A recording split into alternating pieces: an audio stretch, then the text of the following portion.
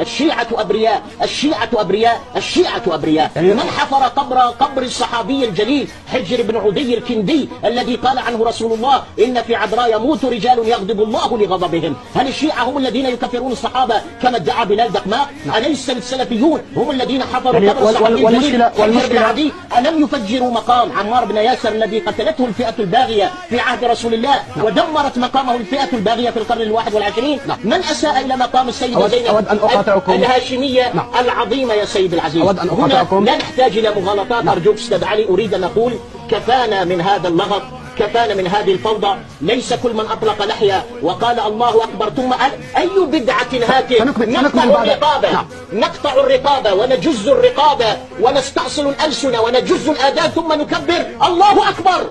أي عقل؟ الله الرحمن الرحيم، الله الذي نهانا عن دماء الناس جميعا، الله الذي قدس الإنسان ومنحه